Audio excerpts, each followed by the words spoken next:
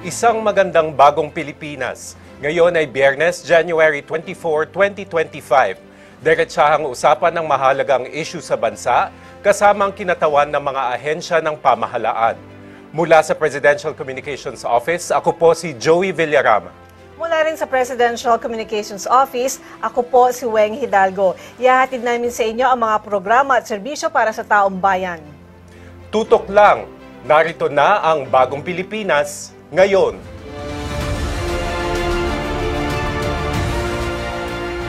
Prioridad pa rin ang edukasyon. Yan ang binigyang diin ni Pangulong Ferdinand R. Marcos Jr. sa kanyang pakikipagpulong sa mga opisyal ng Department of Education. Ang detalye niyan at ang naging accomplishments ng DepEd noong 2024, aalamin natin kasama si Secretary Sunny Angara. Sec, magandang tanghali po at welcome to the show. Magandang tanghali, Joey at Weng, at sa lahat ng nanonood, magandang tanghali din po. Salamat po sa pag-imbita. Sir, backtrack muna tayo sa 2024. Ano yung masasabi niyong milestones or major achievements nung umupo po kayo sa DepEd? Well, bagamat siguro nakalimang buwan tayo sa 2024 dahil na-appoint tayo ng kahulihan na ng July 2024, masasabi ko dahil sa tulong at suporta ng ating mahal na Pangulo, marami pa rin tayong nagawa na palagay ko ramdam ng ating teachers, ramdam ng ating mga estudyante. Palagay ko isa dyan yung tinatawag na expanded career progression ng mga teachers. Anong ibig sabihin yan? Yan yung gumawa tayo ng career path para sa ating mga teachers. Dahil ang nangyayari, naha-hire po ang teacher 1, Teacher 2 siya, ng 10 to 15 years, hindi siya na-promote ng Teacher 3 at 4 dahil walang mga posisyon doon, hindi nababakante yung mga item. Ang nangyayari dyan, nag-aalisan yung ating mga teachers. Nare-recruit silang English teacher or domestic helper sa Hong Kong dahil mas mataas pa ang sweldo. So ngayon, sabi ni Pangulo, ayokong may nagre-retire. Sa kanyang SONA, sinabi niya, ayokong may nagre-retire na Teacher 1. So ngayon, gumawa tayo ng posisyon, Teacher 4, Teacher 5, paangat, na kung saan yung mga teachers, mas mabilis ang kanilang promotions. At pag mabilis ang iyong promotion, alam natin, mas mataas din ang inyong sweldo. So nabigyan ng sigla, nabigyan ng pag-asa, at pinuri ng mga teachers groups itong kilos ng ating mahal na Pangulo na i-prioritize sa mga teachers. Kung naalala nyo, sabi niya, teachers, yan ang puso, yan ang pundasyon ng ating educational system. Tuwing kailan ginagawa, Sec, yung assessment at sa 5 buwan ng inyong panunungkulan, marami na bang na-promote? Yes, that's an ongoing process. There will be thousands, maybe tens and hundreds of thousands who will be benefited by this career progression. At mas mabilis ang kanilang promosyon, mas mataas ang pagtaas nila, at hindi sila kasi alam mo sa mga teacher, hindi lahat financial eh. Sa kanila, yung psychological, yung recognition na napapansin sila, nabibigyan halaga sila. Mahalaga sa mga teachers yan. Kasi bokasyon Yes, ng pagtuturo. yes, it's not an ordinary occupation. Sa teacher, mahalaga yung makita niya tumaas ang kanyang estudyante o nakilala siya nung kanyang mga superiors, mga principals, and more so by the President. Imagine yung pride ng isang teacher nung sinabi ni Presidente yun. Ano na po ba, sir, ang basic salary grade ng isang teacher? Kasi di ba nung nagtaas ng sweldo ang mga sundalo at pulis, sabi dapat pati teachers din. Somehow po ba nagpantay na or may konti pa rin dapat i-adjust? Parang nagpantay at baka with the salary standardization, baka laktawan pa. So, yun din ang isang magandang kilos o aksyon ng ating mahal na Pangulo. Ginawa niya yung salary standardization ng ating nasakop ang ating mga teachers and non-teaching personnel. So, kung dati ang Teacher 1 ang tinatanggap, mga 400,000 sa isang taon, it comes out to around 27,000 per month. Pero 400,000 with benefits. Tumaas yun ng 40,000 sa isang taon dahil sa ginawa ni Presidente. At tataas pa yon in the future. So talagang yung 40,000 na yon magagamit ni teacher sa kanyang pamilya, sa kanyang home loan, sa kanyang ano bang pautang. Alam natin, maraming utang minsan ng ating mga teachers. At sinasabi nila kailangan itaas yung kanilang sahod at mga benepisyo.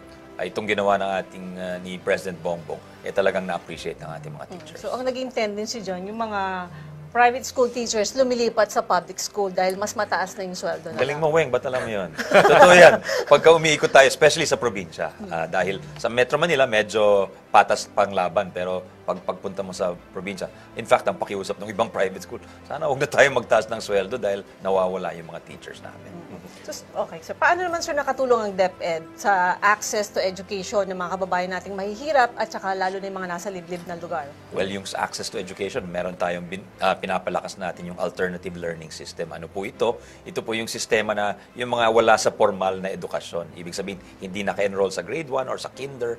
Minsan, nagda-drop out siya or minsan nagkaroon ng problema sa pamilya, gustong bumalik. So, meron tayong alternative learning system na iba ang pace para mas hindi mahirapan masyadong adjust o makabalik sa educational system ang ating mga kababayan. So minsan kahit matanda na, pwede pa rin kumuha ng high school degree. In fact, in extreme circumstances, minsan may nakikita tayong mga senior citizens na kumukuha ng senior high school. So yun, pwede yun. At any age. It's never too late to learn. Ika nga, tingin ko yan ang gustong sabihin ng ating mahal na Pangulo. Dahil alam niya, importante yung upskilling, yung reskilling. So kahit yung tinatawag ng micro-credentials, kahit hindi ka naka-enroll, pwede mo pa rin pagandahin yung inyong kwalifikasyon, yung inyong competencies, yung inyong skills. At yun, that will translate to a better quality of life dahil mas maganda yung trabaho pwedeng applyan. Ito yung parang mga night school, sir, sa ibang private institutions. Not necessarily night school. In fact, sometimes simultaneous sa classroom. May mga alternative learning centers sa ibang lugar. Hindi lahat, pero so akma minsan at saka yung mga taga-DepEd umiikot ng mga bahay yan. Tinitingnan nila, naka-enroll ba si anak mo, lahat ng anak mo naka-enroll. Kung may nakitas lang hindi naka-enroll, ipapasok nila sa alternative learning system. So tapos yung sa inclusiveness, pinalawak rin under the leadership of President Marcos, yung madrasa, yung sa Muslim learners. So it's to make our system more inclusive, tinaas natin yung allowances ng ating Muslim or madrasa teachers. At as little as 5, kunyari may 5 mga bata, 5 bata na Muslim na gustong maturo, papadala na namin ng teacher at yun ay considered teacher na under the DepEd, entitled to an allowance at pwede nang magklase. Paano naman natin in-address, sir, noong 2024 yung kakulangan naman sa classrooms and facilities? Well, yan ay isang tuloy na hamon, pero ang nakikita ni Presidente dyan, parang pagtuloy tayo sa allocation ng every year's budget, kung saan binibigyan ng ilang bilyon ang departamento, we cannot make significant progress towards closing the classroom gap. Kaya ang pinopursue natin ngayon, with the support of the President, is yung public-private partnerships or PPPs. At dito, ifa-front load natin yung construction. Dahil sa isang taon, parang in 2024, ang nagawa lang is 2,000. So pag gumagawa lang tayo ng 2,000 to 5,000 every year, yung backlog mo is over 100,000. Hindi mo mahahabol yon kahit 20 taon, kahit 30 taon, hindi mo mahahabol yun. Dahil yung populasyon mo nagdadagdagan. So, kailangan ngayon, kumuha tayo ng malakihang proyekto, and that is through the public-private partnership. Isama natin yung private sector at to be paid over, parang in-amortize mo yung payments. Nakukuha mo yung benepisyo ngayon, pero yung payment mo over time. Kamusta ang response, sir, ng private sector? Very good, very good. Kasi nagawa na nito isang dekadang nakaraan at may nag-participate na mga pribadong kumpanya at napabilis or na-close yung classroom gap. Unfortunately, since then, hindi na ulit yon. So, binubuhay natin yon under President Marcos at palagay ko makakahabol tayo rito. So sir, mula doon mo po kayo last year, ilan na po yung classroom na naabutan ninyo na pinapagawa at yung nagamit na, tsaka ano po ba yung ideal para sa isang classroom setting? Ilan yung ratio ng estudyante at saka guro? The year started out slow, no? Pero I think we finished 2,000 plus by the end of 2024 at binibilisan natin yan. Ang ginagawa rin natin is early procurement. Ibig sabihin, hindi pa pasa yung budget, naghahanda na kayo. Hindi nyo na lang ina-award yung kontrata. Pero pag na-approve na yung budget, award mo yung kontrata, January pa lang, pwede mo nang umpisahan yung construction. Minsan kasi hinaantay talaga. So, nadatenga yung proseso. Nung bago magtapos ang 2024, sir, nagbigay ng instruction ng Pangulo sa DBM at DepEd na magtulungan para magbigay ng service recognition incentive sa ating public school teachers. So, ilan po yung nabigyan at magkano po yung natatanggap? Well, for the first time ang maximum set kasi by the DBM is 20,000. So, for the first time sa kasaysayan po ng DepEd under President Marcos, nabigay yung full 20,000 SRI to over 900,000 employees of DepEd. Not only teachers, pati non-teaching personnel. Tuwan-tuwa po sila at palagay ko very grateful sila sa ating mahal na Pangulo. So sir, ano naman po yung konkretong programa ng DepEd para naman sa literacy rates ng ating bansa? Well, may bagong batas dyan, Weng at Joey, yung Aral Law na pinirmahan ni Pangulong Marcos bandang November or December. Ito ay parang tutoring na magfo-focus sa mga behind, yung mga students na naiiwan. Kumbaga, nag-aaral sila grade 1 pero yung comprehension or yung literacy or reading level nila ay nasa mas mababa pa sa grade 1. Entitled sila na pumasok sa tutoring. Or actually, hindi entitled, required sila na pumasok sa tutoring. Ito ang magiging panibagong or bagong program ng departamento para maihabol natin yung mga estudyante natin are learning at the correct grade, kumbaga. Kung grade 2 siya, dapat yung learning comprehension niya pang grade 2 din. Dahil nakikita natin ngayon, kahit graduate ho ng grade 7, minsan yung level ng bata, grade 2, grade 3 pa lang. So yun, naghahabol pa tayo pagdating sa literacy. At pati na rin sa math and science skills, hinahabol din po natin yan. So paano yung tutoring? Saan po manggagaling yung tutor? Sa Well, public it school could be, system? kasi meron tayong mga teachers na passers ng licensure exam or let passers, pero hindi pa sila teaching formally. So yun ang priority natin dahil there's, I think 40 or 60,000 of them na nakapasa na, pero hindi pa na-hire. Pero ma-hire yun, maybe in the course of 2025, we will be hiring 20,000 teachers. Pero ibig sabihin, meron pa tayong a few thousand na hindi pa na-hire. Yun ang magiging priority. At pwede rin yung mga in-service or pre-service teachers, ibig sabihin yung kumukuha ng kurso ng edukasyon, part of their practicum will be teaching children. Kasi yung tinuturo naman nila, hindi yan highly specialized. Very basic skills yan. Na kaya kahit college education major, pwede niyang ituro yan. So sa school manggagaling po yun? Opo. At gagawin po yun every after class? In the schools, yes. Tapos sir, pwedeng part-time employment or kung practicum walang... It's usually per hour yata ang bayad dyan pagka ganun. Parang tutor talaga siya. So yung babagsak yung salary grade niyan or allowance lang kapag ka OJT? Allowance lang siguro yun. Kasi it's in addition to whatever they're doing. Paring ano siya, may iba siyang trabaho pero yun ang gagawin niya. Former teacher siya, pwede rin. Retired teacher, pwede rin siya maisama doon. So, pero yung regular teacher doon, pwede rin silang kumuha. Rumakit. Pwede rin sila pero hindi sila pwedeng pilitin kasi may Magna Carta of public school teachers ho tayo. Kung mag-volunteer sila, pwede. Volunteer, And they'll be hindi. titled, Walang extra pay Hindi po pwede silang pilitin na magturo beyond a certain number of hours. Kasi, syempre, yung quality of teaching at saka yung effectivity nila, maapektuhan din. Perennial issue, Sec, yung bullying. So ano po ang ginawa ng kagawaran para ma-address ang issue na to? Well, ngayon gagawin namin is i-revise namin yung IRR or implementing rules nung bullying law. Ako din po yung gumawa ng anti-bullying law nung ako'y kongresista pa, 2012 or 2013. At ngayon, parang 10 years old na yung, or 11 years old na yung IRR niya. Kailangan na repasuhin natin na siguro mas maging masinop tayo sa pagbantay ng mga bullying incidents dahil nakita natin kahit isang dekada nang nakaraan, hindi lahat ng eskwela may anti-bullying policies. So we'll really make sure all schools have policies against bullying. Ano sa tingin niyo, sir, yung kailangang baguhin para mas mabigyan ng ngipin itong anti-bullying? Nakita natin effective at pinapayo ng mga eksperto, hindi lang yung pagpunta sa guidance counselor. Alam natin may kulang tayo sa, hindi lahat ng schools may mga guidance counselors. That's a separate problem. Pero yung peer review, ibig sabihin, yung tumutulong sa mga bata na nabully or nambubully, yung mga kasamahan din nila. Maybe kasama sa eskwela, a few years ahead of them, or yun ang pagbibigay ng advice sa isang nabully.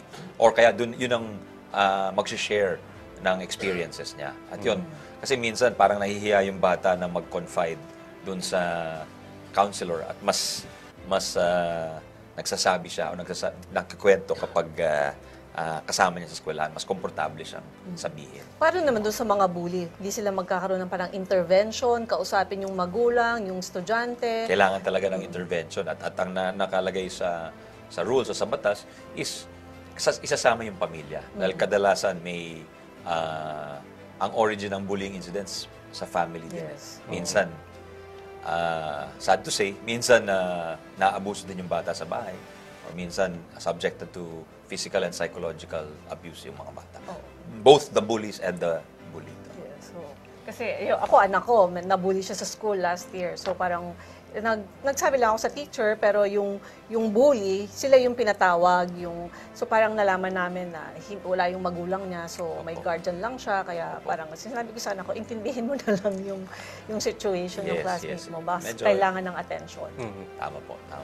Maganda yung payo po ninyo. In cases, sir, na yun nga, walang guidance counselor kasi hindi naman lahat. So, ano po dapat yung basic skill or ina-upskill ba natin yung principal, yung teacher? Yeah, we need some counseling skills and mamigay. training. Meron tayo niyan. And also, may bagong batas yung pinasa ng Congress late last year, yung Mental Health and Wellbeing Yes. Act. So yan, doon, isa sa mga nasolusyonan na problema, yung lack of guidance counselors sa eskwelahan. At kahit guidance, parang advisor, lower level, pwede na magtrabaho bilang guidance counselor. Ang problema kasi dyan is, yung under the Licensure Act, kailangan may master's degree ang isang guidance counselor. Mula nung napasa yung batas na yon or yung requirement na yon, parang nabakante lahat ang thousands of guidance counseling positions. We have over 4,400 vacancies. At ang problema, walang kumukuha ng guidance counseling sa college. So, yung supply at demand hindi nagtutugma. So, hindi ba siya pwedeng yung kahit hindi ka graduate ng psychology or tapos gusto mo mag-masters ng ganito? Pwede rin. I think as temporary, but ideally, yung occupant ng position must be the holder of a degree. Alright. Sa ating pagbabalik, pag-uusapan naman natin ang mga programa at serbisyong bibigyang pansin ng DepEd sa 2025. Kasama pa rin si Secretary Sunny Angara. Manatiling nakatutok, magbabalik ang Bagong Pilipinas ngayon.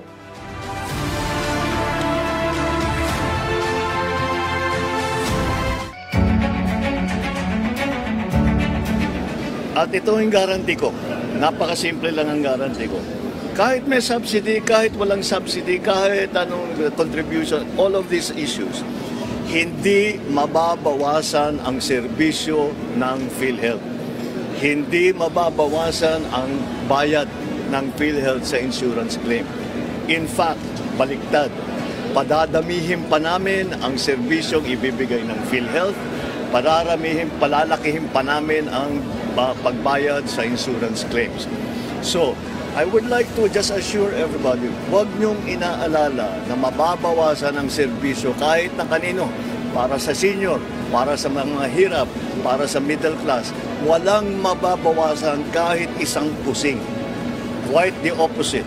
Dadagdagan natin yan in 2025, mas dadami pa ang magiging serbisyo na ibinibigay ng PhilHealth, mas lalaki pa ang magiging payment na ibibigay sa insurance claim.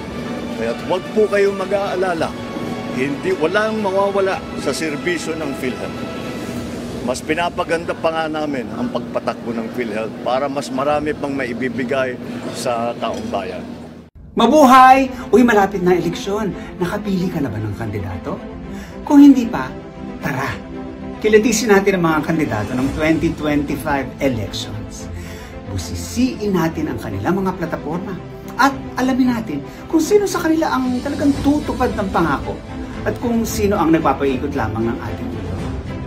Know your candidates. Malapit na. Abangan dito sa PTV.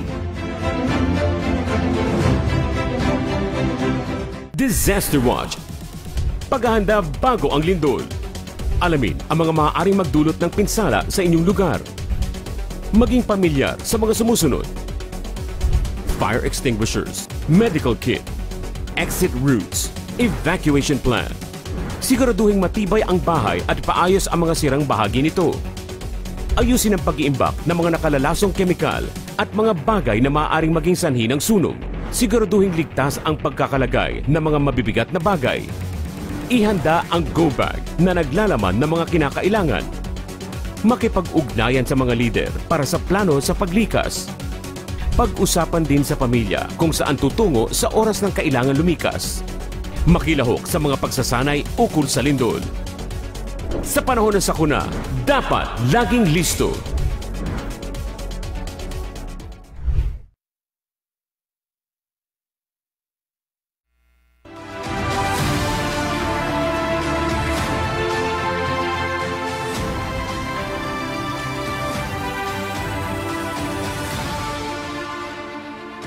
Nagbabalik ang bagong Pilipinas ngayon, kasama pa rin si DepEd Secretary Sonny Angara. Sir, pwede niyo po bang i-share sa amin kung ano po yung napag-usapan ninyo doon sa meeting ninyo with President Marcos tungkol doon sa budget review ng 2025? Well, ginagawa ni Pangulo ito sa lahat ng ahensya.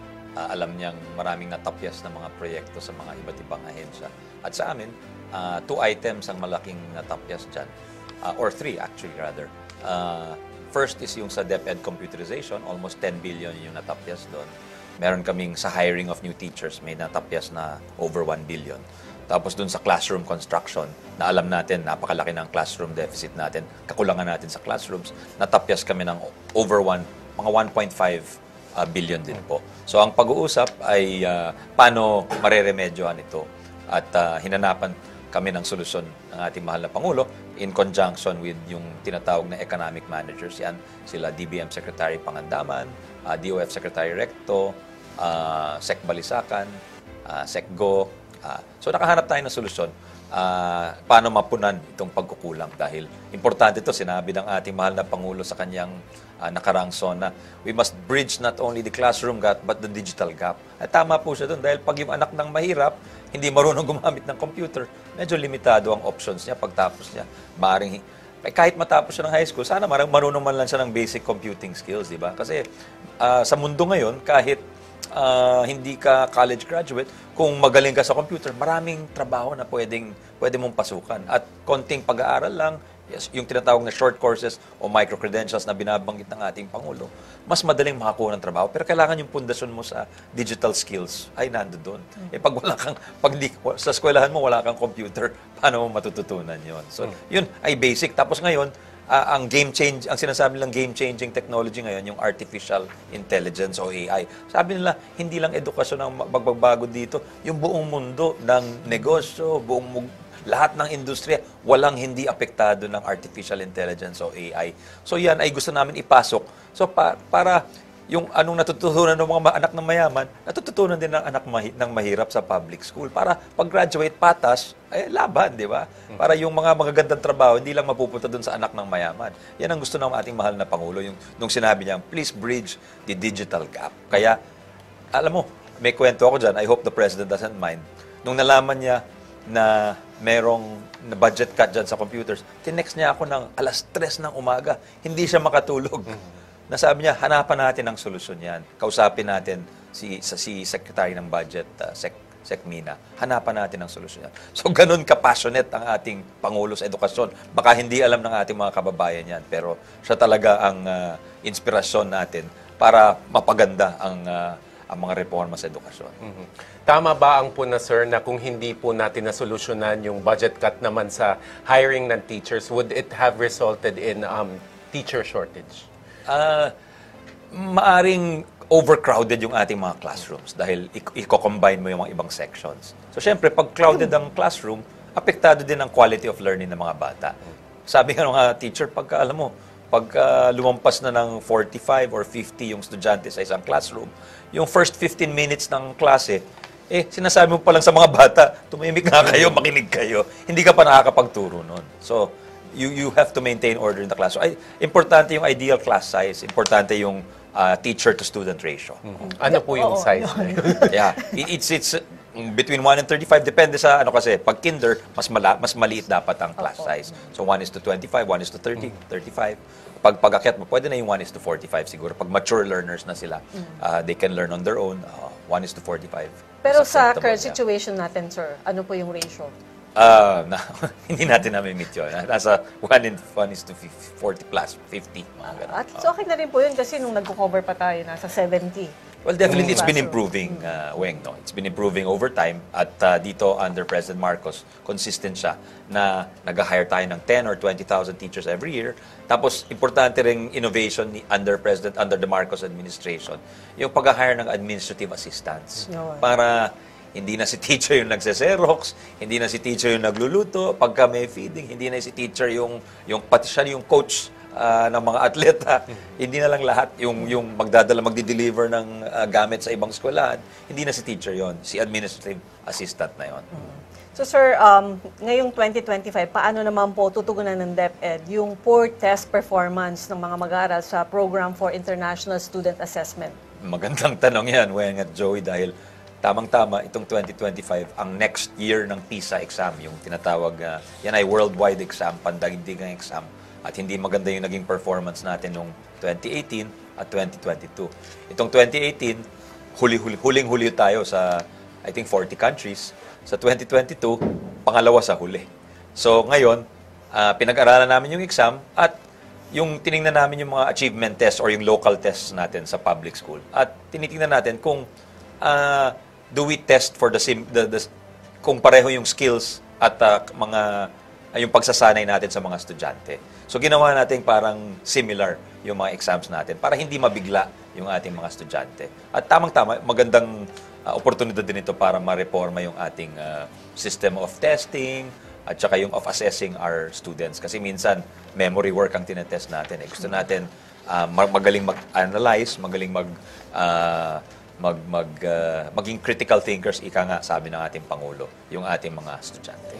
Kamakailan, sir, para sa ating mga nasa gobyerno, may naglabas ng directive na kapag first Monday of the month ay magsuot ng ASEAN-inspired clothing. May mga teacher na umalma dito. So ano pong update dito? Well, binigyan kami ng 6 months to comply ng civil service. This is a civil service commission rule. So lahat ng ahensya ng gobyerno, kasama ang DepEd dyan. So nag-form kami ng uniform committee at isinama namin dyan yung mga teachers groups para yung hinaing ng mga teachers marinig at mabigyan ng pansin. At ayaw natin na gumastos talaga yung ating mga teachers. May uniforms na sila eh. So sana considered compliant yung kanilang uniforms dito sa rules ng Civil Service Commission. Sana medyo liberal yung pag-interpret sa mga panukalang yan. Sir, paano naman po susolusyonan ng DepEd yung madalas na suspension ng klase dahil dun sa mga tinatamaan ng bagyo, lalo na sa Bicol region, lately sila lagi yung naano. So paano po, hindi ba dapat nasa 220 school days ang mga bata? Paano po Minimum yung mga 180 school days, 180. Weng, no? Itong school year pa lang, may mga eskwelahan na naka 40 plus missed school days na. Parang kalahati na ng pasukan na miss ng mga bata dahil sa madalas na bagyo at pagulan. So ginawa natin, ni-revise natin yung ating ang mga naabutan natin mga polisiya. Dun sa naabutan natin, pagka signal number 1, parang automatic na pala yung suspension sa ibang grado. Signal number 1, kaya pa naman pumasok ng mga bata. So ginawa natin, unless kung kaya pa naman pumasok kahit signal number 1, nasa discretion na ng local government units.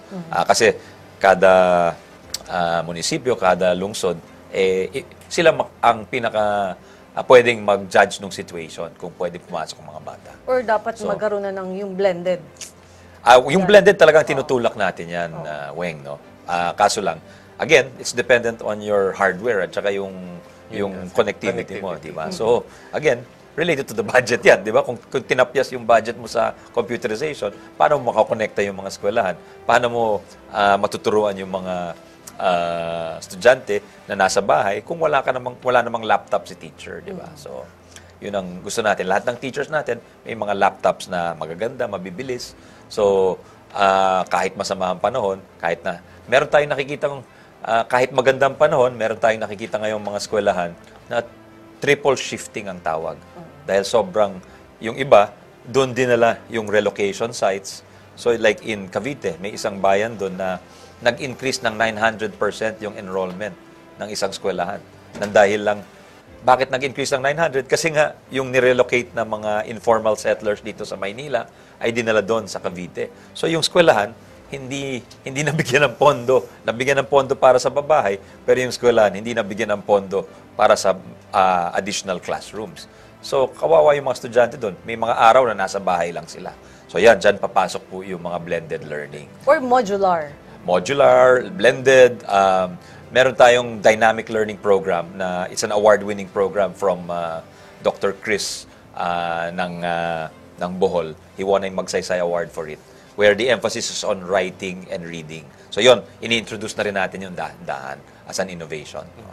Kamusta naman, sir, yung pagbubukas ng klase sa balik sa June? On track po ba? Yes, on track ho tayo dahil yan ang utos ng ating mahal na Pangulo na dapat bumalik tayo sa dating school year. Dahil naurong yan ng September, kung naaalala nyo.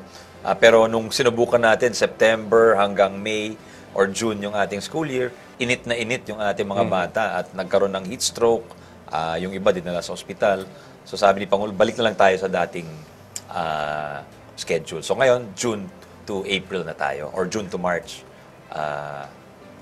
ang pasukan. Sir, ano pa po yung mga initiatives ng DepEd para naman makasabay sa makabagong teknolohiya ang ating mga estudyante at ang mga eskwelahan ngayong 2025? Yes. Given na nakat yung budget din sa ating... Baka hindi ko kinumpleto yung kwento. Nahanapan ng parang yan. So, this year, tuloy pa rin yung computerization programs ng ating departamento sa tulong ni Pangulong Bongbong at ng kanyang economic managers. At yung pagbibigay ng computers, we'll be able to give maybe 800,000 gadgets this year. So, each school sana merong yung tinatawag na e-cart or roving library na pwedeng gamitin ng lahat ng estudyante sa paaralan. At maraming software na nakakatulong sa ating mga teachers. Meron kaming tie-up with Khan Academy. At dito, nakaplano na yung lesson ni teacher. So, dati, kung 1 or 2 days, isa-dalawang araw para gawin ng maestro o ng teacher yung kanyang lesson plan. Ngayon, 1 oras, magawa na niya yung lesson plan niya for that day. Ma-review na niya. At pati yung quizzes niya, yung pag-check ng quiz, tapos yung resulta, nandoon na lahat. Basta kinuha ng bata sa computer niya. Okay, pwede rin sa cellphone or sa tablet.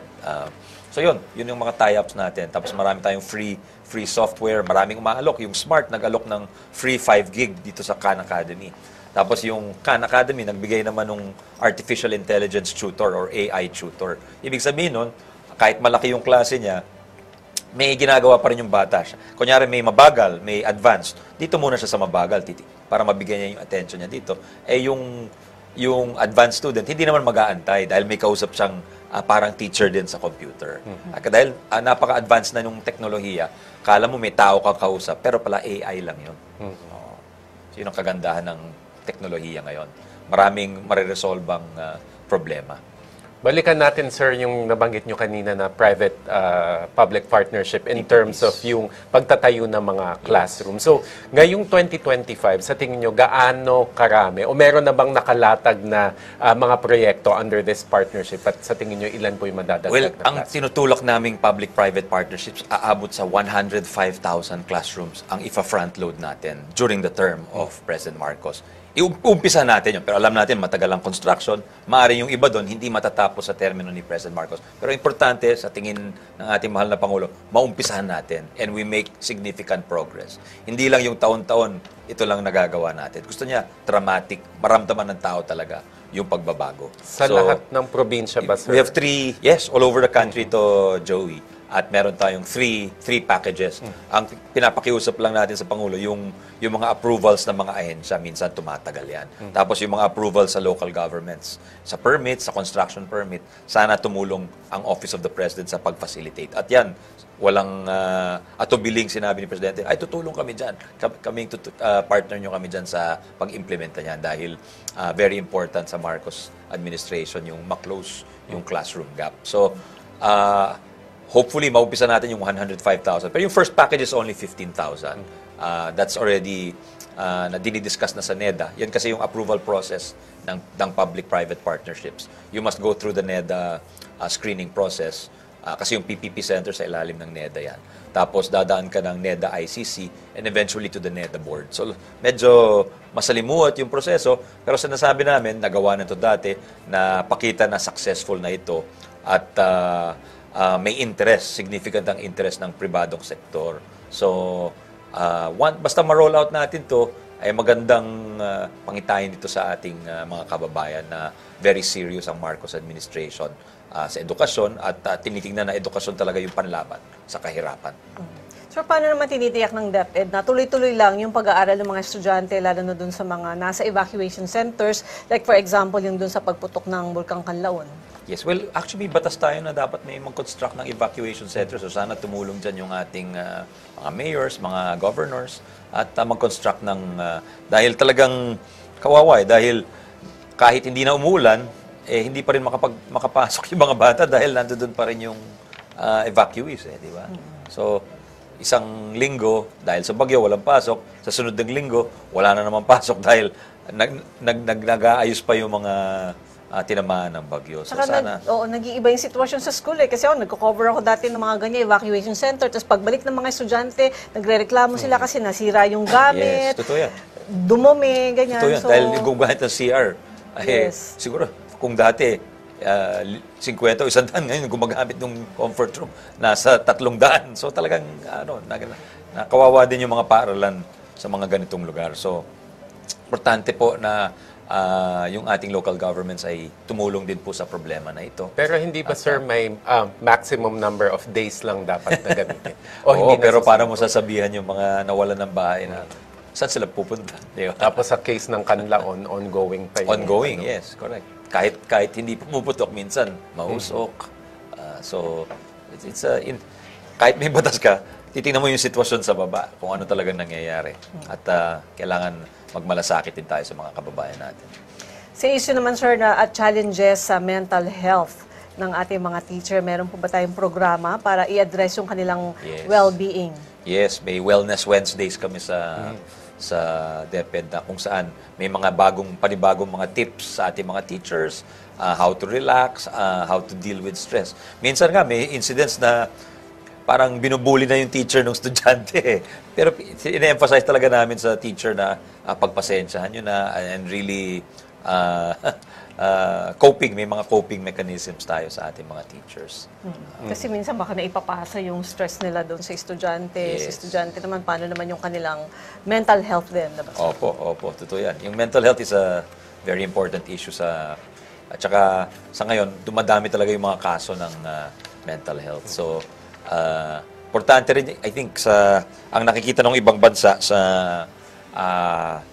kids of younger age, yung pagbabawal sa use of social media platforms o nililimita yung oras na pwedeng gamitin yung isang laptop o isang cellphone or tablet dahil pag ganun, parang yung concentration ng bata ay apektado.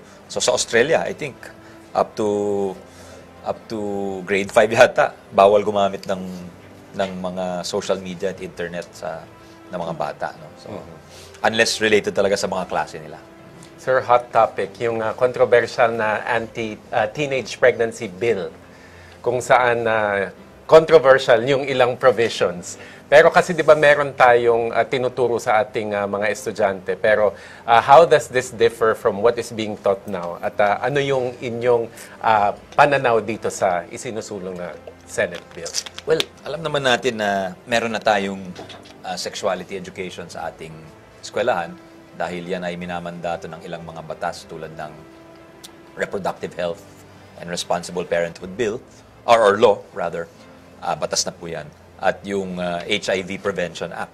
So siguro ito ay dagdag lang, pero parang dapat related din siya doon. At sa tulad ng sinabi ng Pangulo, dapat age appropriate ang mga tinuturo. Dapat akma dun sa edad ng isang bata.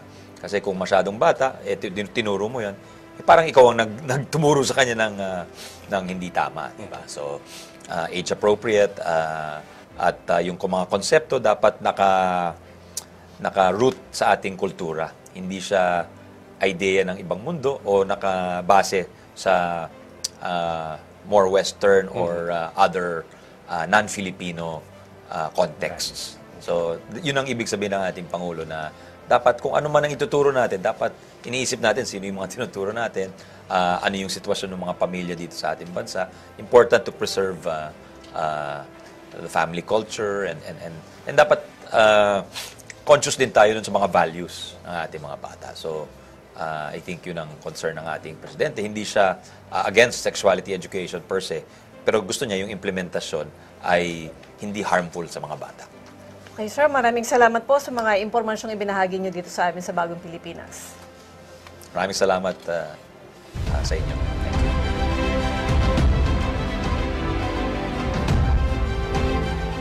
Seryoso ang Department of Education na makapagbigay ng maayos at dekalidad na edukasyon ang pamahalaan para sa ating mga kabataan. Dito sa ating segment na Mission to Accomplish, Sec Sunny, ano po ang gusto nyong maisakatuparan, not just this year, pero habang kayo po ay DepEd Secretary? Well, meron tayong 5-point agendas nakabase dun sa mga utos ng ating Pangulo at sinabi, definitely yung teachers dapat maginhawa at ma-improve yung quality of teaching. Doon sa learning delivery, dapat on time na yung mag-deliver ng ating mga libro, hindi na nadidelay, yung mga computers, yung mga pangangailangan, yung construction of classrooms, yung learning environment, yung binanggit nyo, wala na dapat mga bullying yan. At sinabi rin niya, sana yung mga graduates natin ng senior high school, mas maganda yung chance ang makakuha ng trabaho. So nakafocus ho tayo dyan. Para yung pangako natin na hindi na kailangan mag-college lahat ng bata ay maisakatuparan natin. Kaya maraming salamat po sa Secretary Angara sa inyong oras para pag-usapan ang lahat ng yan dito sa Bagong Pilipinas. Thank you and good luck. Maraming salamat po. At dito na po nagtatapos ang ating programa sa araw na ito. Samahan niyo po kami uli sa Lunes para sa mahalagang talakayan at mabilis na aksyon ng pamahalaan. Mula sa Presidential Communications Office, ako po si Weng Hidalgo. At mula rin sa Presidential Communications Office, ako po si Joey Villarama. Sama-sama tayo para sa isang bagong Pilipinas ngayon.